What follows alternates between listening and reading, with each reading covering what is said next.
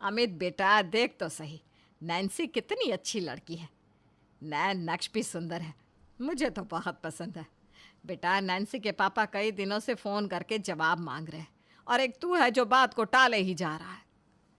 देखो माँ, मैं आपको बिल्कुल साफ साफ बताता हूँ, मुझे नैन्सी नहीं पर उसकी छोटी बहन साक्षी पसंद है। अगर वो साक्षी का रिश्ता मेरे साथ करना चाहे तो ठीक है, नहीं तो कोई बात नहीं। अरे बेटा कैसी बेतुकी बात कर रहा है। बड़ी को छोड़कर मैं छोटी बेटी का रिश्ता करने के लिए उनसे कैसे कह सकती हूँ।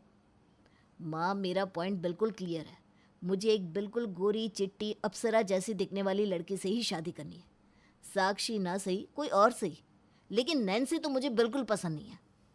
अमित की माँ सुशीला उसे रूप रंग से ऊपर उठकर अच्छे गुणों वाली सुशील लड़की चुनने के लिए बहुत समझाती है, लेकिन अमित तो अपने जिद पर ही अड़ा हुआ था कि उसे शादी करनी है तो ऐसी लड़की से ही करनी है जिसे एक बार देख लो तो उससे नज़र ही ना हटने पाए। अमित एक होनहार सरकारी अफसर था, इसलिए नैन्सी के पिता अपनी छोटी बेटी साक्षी का रिश्ता अमित से करने के लिए तैयार हो गए, और इस तरह अमित और साक्षी शादी के बंधन में बंधकर एक हो गए। शादी के बाद बेटा साक्षी, तुम दोनों के रिसेप्शन के लिए हमने जयपुर में होटल बुक किया है। अपना सामान पैक कर लो बेटा, आज शाम को ही हम जयपुर के लिए निकल जाएंगे। जयपुर के महंगे होटल में अमित और साक्षी का रिसेप्शन प्रोग्राम चल रहा था। तभी अमित का दोस्त उसके पास आकर धीमी आवाज में कुछ कहता है। अमित भाई, कहाँ से ढूंढ कर लाया है हीरे जैसी भाभी को? भाभी के सामने तो स्वर्ग की अप्सरा भी शर्मा जाए। भाभी तो सच में बहुत खूबसूरत है, लेकिन ये अमित भाभी के सामने बिल्कुल वैसा ही लग रहा है जैसे लंगूर के हाथ में अंगूर। भाभी ने कौन सी ऐनक पहनकर तुझे पसंद किया है? बुरा मत मानना भाई, लेकिन कहाँ तू और कहाँ भाभी। अनंत की बात सुनकर अमित के सारे दोस्त खिलखिलाकर हंसने लगते हैं। अपने दोस्तों के बीच में अपना मजाक बनते देख अमित थोड़ा खिसिया जाता है और बात को बदलकर माहौल को हल्का करने की कोशिश करने लगता है। रिसेप्शन पार्टी के बाद अमित अपनी दुल्हन साक्षी के साथ घर लौट आता है, लेकिन दोस्तों का हंसता हुआ चेहरा अभी भी उसकी आंखों के सामने घूम रहा था। 2 दिन बाद बेटा अमित, मैंने मुंह दिखाए का छोटा सा प्रोग्राम रखा है, जिसमें मेरी सहेलियाँ और थोड़े आस पड़ोस के लोग शामिल होंगे। तो ऐसा करना कल की छुट्टी ले लेना, और हाँ, अच्छा सा जोड़ा पहनकर तैयार हो जाना। हाँ बेटा। माँ, मेरा किसी मुंह दिखाई के प्रोग्राम में शामिल होने का मन नहीं है। क्या फ़ायदा है? मैं चाहे जितना भी सज सवर कर बैठ जाऊँ, आपकी बहू के सामने मैं लगूंगा तो लंगूर ही ना। अरे ये कैसी बात कर रहा है बेटा? ऐसा किसने कह दिया तुझसे कि तू लंगूर है? अरे चांद जैसा बेटा है मेरा, लड़कियों की लाइन लगी थी मेरे राजकुमार के लिए। खुशकिस्मत है साक्षी कि उसे तेरे जैसा पति मिला। माँ, मुझे बच्चों की तरह बहलाना बंद करो। आईना मुझे भी देखना आता है। आपके मुंह दिखाए में भी वही होगा जो उस दिन रिसेप्शन पार्टी में हुआ। हर कोई आपकी बहू की तारीफ के कसीदे पड़ेगा और मुझे देखकर मेरा मजाक उड़ाएगा। अमित माँ से बातें कर रहा था, तभी साक्षी वहाँ आ जाती है। देखिए ना, मैंने आपके लिए ये लाल रंग का कुर्ता पजामा बनवाया है। मैं भी कल लाल साड़ी पहनूंगी। दोनों एक ही रंग पहनेंगे तो बहुत अच्छा लगेगा, है ना माँ जी? लाल साड़ी पहनकर तुम तो कश्मीर की राजकुमारी लगोगी, और मैं सांवले रंग पर लाल कुर्ता पहनकर एक नंबर का लंगोर लगूंगा। यही तो तुम चाहती हो ना, कि हर कोई बस तुम्हारी तारीफ करे और मेरी खिल्ली उड़ाए। ये आप कैसी बात कर रहे हैं? आप मेरे पति हैं, मैं ऐसा क्यों चाहूँगी कि कोई आपका मजाक बनाए? आपके सम्मान से ही तो मेरा सम्मान जुड़ा है। ये बड़ी बड़ी बातें तुम अपने कॉलेज में स्टूडेंट्स को लेक्चर में सुनाया करो, वो इम्प्रेस हो जाएंगे। मैं तुम्हारा स्टूडेंट नहीं हूँ, मुझे बहलाने की कोशिश मत करो। इतना कहकर अमित गुस्से में पैर पटकता हुआ घर से बाहर निकल जाता है। ये मुझसे इस तरह से बातें क्यों कर रहे हैं? माँ जी, मुझसे कोई गलती हुई है क्या? अरे अरे साक्षी बेटा, देख ऐसे रोते नहीं बेटा। ये नालायक पता नहीं किसकी बातों में आकर ऐसी बेवकूफ़ाना बातें कर रहा है। लेकिन तू तो समझदारी दिखा बेटा। अगर पति नाराज़ भी है तो पत्नी को उसे मनाना आना चाहिए। ऐसे ही तो प्रेम की डोर मजबूत होती है ना? और तू चिंता मत कर बेटा, मैं हूँ ना। अभी तो ये नालायक बाहर चला गया, लेकिन आने दे इसे। कान खींच कर इसे रास्ते पर लेकर आती हूँ। चल अब तू मुस्कुरा दे और जाकर कल के फंक्शन की तैयारी कर ले। सुशीला ने बहू साक्षी को किसी तरह समझा बुझाकर अपने कमरे में भेज तो दिया था, लेकिन चिंता की लकीरें उसके माथे पर भी गिर रही थी। राम जी, ये क्या हो रहा है? नई नई शादी है, अगर अभी से मनों में गांठ पड़ जाएगी तो आगे इनका रिश्ता कैसे चल पाएगा? मुझे ही अमित को समझा बुझाकर सही रास्ते पर लाना होगा। सुशीला लॉबी में बैठी अमित के बाहर से लौटने का इंतजार कर रही थी। तभी अमित घर में दाखिल होता है। अमित बेटा, रुक जा ज़रा, मुझे तुझसे कुछ बात करनी है। क्या बात है माँ? अगर आपको साक्षी के बारे में बात करनी है तो प्लीज़ मत कीजिए, मुझे इस बारे में कुछ नहीं सुनना। बेटा, अभी तेरी शादी को बस 5 दिन हुए हैं और 5 दिन की शादी में तू साक्षी से बात करने और उसके साथ बाहर निकलने में संकोच महसूस कर रहा है, तो बाकी की ज़िंदगी किस तरह बिताएगा? क्या तू कभी अपनी पत्नी के साथ घर से बाहर ही नहीं जाएगा? आखिर साक्षी की गलती क्या है बेटा? माँ प्लीज़, मैं पहले से ही बहुत परेशान हूँ, मेरी परेशानी और मत बढ़ाओ। बेटा, कल 4 लोग घर में जमा हो रहे हैं और वो सब लोग तुम दोनों से मिलने के लिए ही यहाँ आने वाले हैं, तो बेहतर होगा कि तुम समय से तैयार होकर नीचे आ जाओ। बाकी तुम जैसे चाहो वैसा करो, मैं समाज में अपना तमाशा बनता नहीं देख सकती। ठीक है माँ, आ जाऊँगा मैं। माँ के दबाव देने पर अगले दिन अमित पत्नी साक्षी के साथ मुंह दिखाए में शामिल हो जाता है, लेकिन उसके मन में हर पल बस यही बात चल रही थी कि लोग उसे देखकर उसका मजाक बना रहे हैं। उसकी नज़रें लगातार हॉल में बैठे लोगों के चेहरे पर घूम रही थी। जहाँ भी कोई उसे हंसता ठहाके लगाता दिखाई देता, अमित को यही लगता कि वो उसे ही देखकर हंस रहा है। बेटा अमित, बहुत किस्मत वाले हो जो साक्षी जैसी सुंदर, सुशील, पढ़ी लिखी लड़की तुम्हें मिली। आजकल अच्छी लड़कियां मिलती ही कहाँ हैं। अरे भाई, अमित सरकारी अफसर है। अमित की नौकरी देखकर तो कोई भी लड़की उससे शादी के लिए तैयार हो जाएगी। आजकल तो इंस्टा पर ट्रेंड भी चल रहा है ना, जिसमें सरकारी नौकरी वाले लड़के सारी सुंदर लड़कियां ले जाते हैं। भाई, हमारे अमित ने तो ट्रेंड को सच साबित करके दिखा दिया। सुशीला की सहेलियों की बातें गर्म शीशे की तरह अमित के कानों में पड़ रही थी और उसकी बर्दाश्त से बाहर होती जा रही थी। कुछ देर तक फंक्शन में रुकने के बाद अमित बहाने से अपने कमरे में आ जाता है। नीचे से मेहमानों की हंसी और ठहाकों की आवाज़ उसके दिमाग पर हथौड़े की तरफ वार कर रही थी। फंक्शन में आए हर व्यक्ति के मुंह पर बस साक्षी की सुंदरता के ही चर्चे थे। साक्षी भी अपने रूप, रंग और खूबसूरती की तारीफ सुनकर फूली नहीं समा रही थी। फंक्शन खत्म होने के बाद, आज की फंक्शन में बहुत अच्छा लगा। माँ जी की सहेलियाँ और रिश्तेदार सभी बहुत अच्छे हैं। देखो तो सबने मुझे कितने सारे तोहफे दिए हैं। माँ जी की सहेलियाँ तो मेरी तारीफ करते थक नहीं रही थी। हाँ हाँ, हर तरफ तुम्हारी खूबसूरती का डंका बज रहा था, तुम्हें तो अच्छा ही लगेगा। अब लंगूर जैसे लड़के से शादी हुई है तुम्हारी, इसका कुछ तो फ़ायदा मिलेगा ही। वैसे अब मुझे समझ में आ रहा है कि तुम्हारे जैसी इतनी खूबसूरत लड़की मेरे जैसे लड़के से शादी करने के लिए तैयार कैसे होगी? तुम्हारी तो जीवन भर की ऐश हो गई है ना। जहाँ भी जाओगी हमेशा लोग तुम्हें सहानुभूति वाली नज़रों से देखेंगे और कहेंगे, देखो देखो कितनी सुंदर लड़की है और कैसे बदसूरत आदमी के साथ बेचारी की शादी हो गई। बस कीजिए आप, मुझे ऐसा लगने लगा है जैसे सुंदर होना मेरे लिए कोई पाप हो गया है। पहले तो आप ही मेरे रूप पर मोहित थे ना। अगर मेरी सुंदरता से आपको इतनी ही परेशानी थी तो क्यों रिश्ता भिजवाया मेरे लिए? पापा ने तो आपके पास दीदी का रिश्ता भिजवाया था, लेकिन आपने उनकी जगह मुझे पसंद किया। मैं दीदी से ज़्यादा खूबसूरत थी सिर्फ इसलिए ना।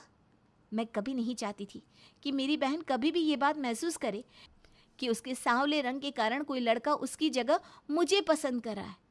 लेकिन पापा की ज़िद के कारण मुझे हार माननी पड़ी। मैंने बहुत मुश्किल से अपने दिल को आपसे जोड़ा है। मैं तो ऐसे आदमी से कभी शादी करना ही नहीं चाहती थी जो इंसान को उसकी सीरत की जगह सूरत से पहचाने। लेकिन अपने परिवार की खुशी की खातिर इस रिश्ते को अपनी नियति समझकर पूरे दिल से मैंने आपको अपनाया है। कभी एक पल के लिए भी मेरे मन में ये बात नहीं आई कि आप मुझसे किसी भी मामले में 19 हैं। आप मेरे पति हैं, मेरा गुरूर है। मुझे समझ में नहीं आ रहा कि इस तरह बात बात पर मुझे मेरी सुंदरता के लिए ताने देने का क्या मतलब है। पत्नी साक्षी के मुंह से इतनी बातें सुनने के बाद उसकी बातों का जवाब दिए बगैर अमित चुपचाप सोने चला जाता है।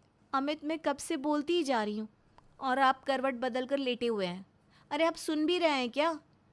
साक्षी बिस्तर पर मुंह फेर कर लेटे हुए अमित के पास जाकर देखती है तो अमित बिस्तर पर लेटा खर्राटे भर रहा है और साक्षी अकेले में खड़ी बड़बड़ा रही है। मैंने इतना कुछ कहा और उसके बदले में अमित सिर्फ करवट बदल कर सो गए। क्या मेरी इतनी भी अहमियत नहीं इनकी लाइफ में कि मेरी बातों को सुनकर उनका जवाब ही दे दें? साक्षी दुखी मन से बिस्तर पर जाकर लेट जाती है। अरे ये कैसे डिज़ाइन दिखा रहे हो? अपनी दुकान की सबसे बढ़िया साड़ी दिखाइए ना। अरे सर, रंग और डिज़ाइन पसंद करने के लिए आपको मेहनत करनी होती होगी, लेकिन मैडम तो इतनी खूबसूरत है कि पत्थर को छू दे तो सोना हो जाए। इनके लिए तो आप आंख बंद करके कुछ भी ले जाइए, हर रंग और डिज़ाइन में खिल उठेंगी। साक्षी की सुंदरता की अपने साथ तुलना सुनकर अमित को गुस्सा आ जाता है। साक्षी चलो यहाँ से, मुझे यहाँ कुछ भी पसंद नहीं आ रहा। अमित साक्षी को लेकर दुकान से बाहर निकलने लगता है। पक्का सरकारी नौकरी वाला होगा। सरकारी नौकरी में तो चपरासी को भी अप्सरा मिल जाती है। चलो साक्षी, मॉल चलते हैं, तुम वहीं से अपने लिए कुछ ले लेना। ये छोटी दुकान के अनपढ़ दुकानदार मुझे बिल्कुल पसंद नहीं। अमित साक्षी को लेकर मॉल जाता है जहां साक्षी एक कॉस्मेटिक शॉप में पहुंच जाती है। मैडम आपके तो सारे प्रोडक्ट्स पैक हो गए, सर के लिए क्या दे दूं? अरे नहीं नहीं, मैं ये सब नहीं लगाता हूँ। सर मैडम को देखिए, लगता है कि छू लिया तो मैली हो जाएंगी। आपको नहीं लगता कि आपको भी खुद पर थोड़ी मेहनत करने की ज़रूरत है, हैं? अरे सर, आप हमारी शॉप से क्लिनज़र, टोनर और मॉइस्चराइज़र खरीद लीजिए। रात में नाइट क्रीम और सीरम लगाइए और सुबह सनस्क्रीन, फिर देखिए कैसे आपका चेहरा चमक उठेगा। हाँ? कुछ ही महीनों में आप मैडम के साथ उठने बैठने लायक हो जाएंगे। अब अपमान अमित की बर्दाश्त से बाहर हो रहा था, इसलिए उसने साक्षी का हाथ पकड़ा और घसीटते हुए उसे गाड़ी में बिठा दिया। जैसे ही अमित ने गुस्से में गाड़ी का दरवाज़ा खट से बंद किया, चौंक कर उसकी आंख खुल गई। हे भगवान, ये तो सपना था। लगता है भगवान मुझे सपने में ही रास्ता दिखा रहे हैं कि अगर मैं साक्षी के साथ कहीं भी गया तो मेरे साथ यही होने वाला है। इतना छोटापन मैंने जीवन में कभी महसूस नहीं किया। जब से मेरी शादी हुई है, ऐसा लगता है जैसे दुनिया में मुझसे ज़्यादा बदसूरत कोई है ही नहीं।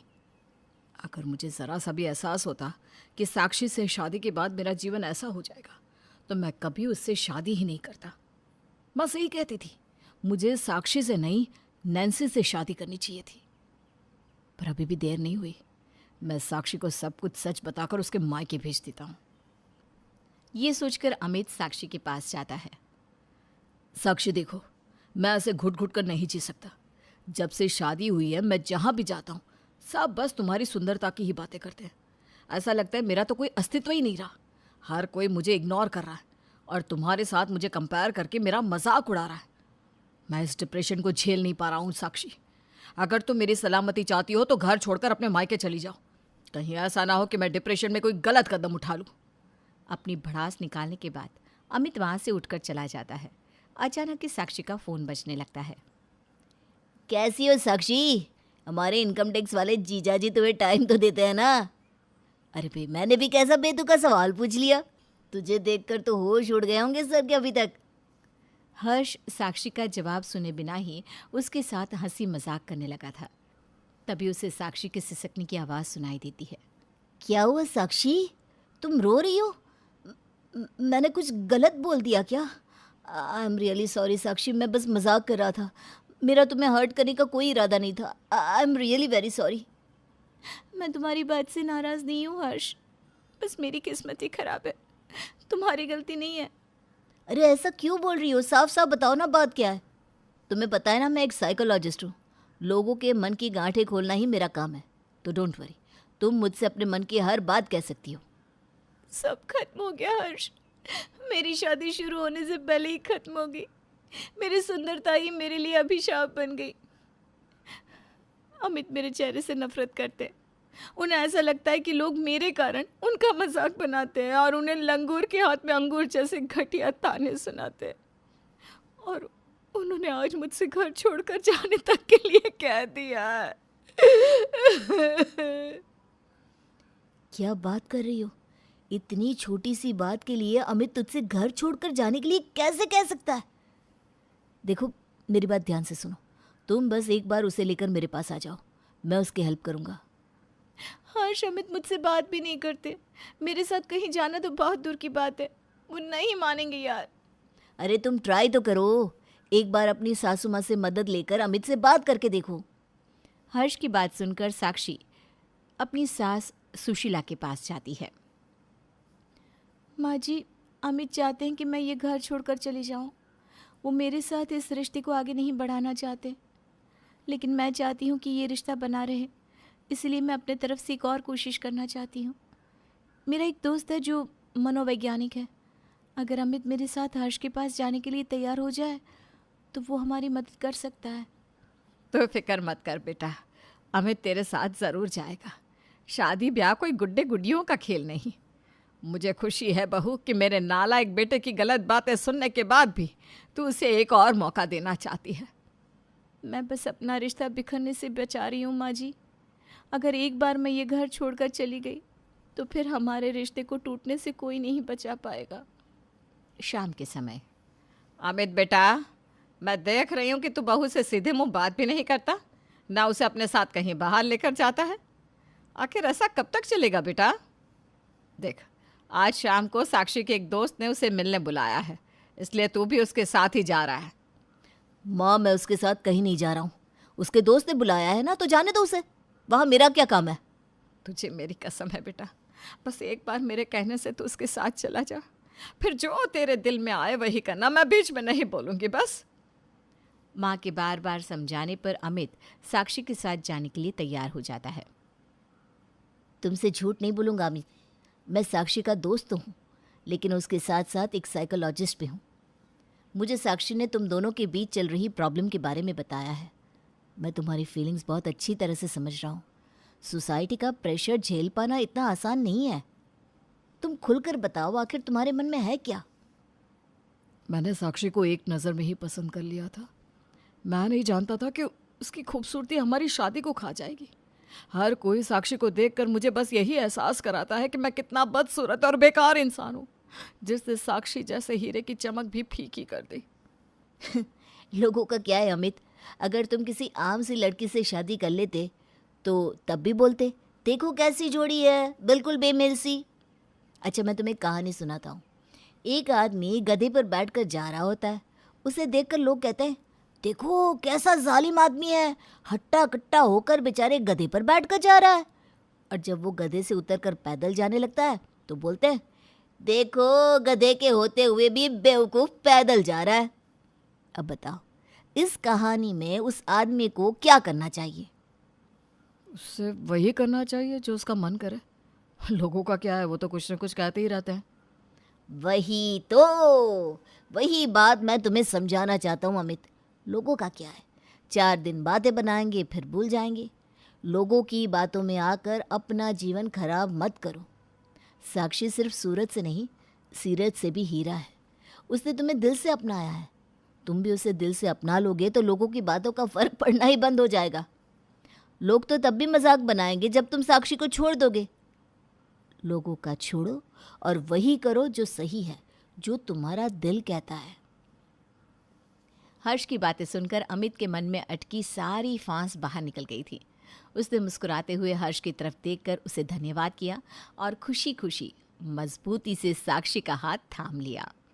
साक्षी और अमित की शादी में उस दिन के बाद कभी कोई समस्या नहीं आई, क्योंकि जब दिल से किसी को अपना लो तो उसके गुण अवगुण सब अपने लगने लगते हैं।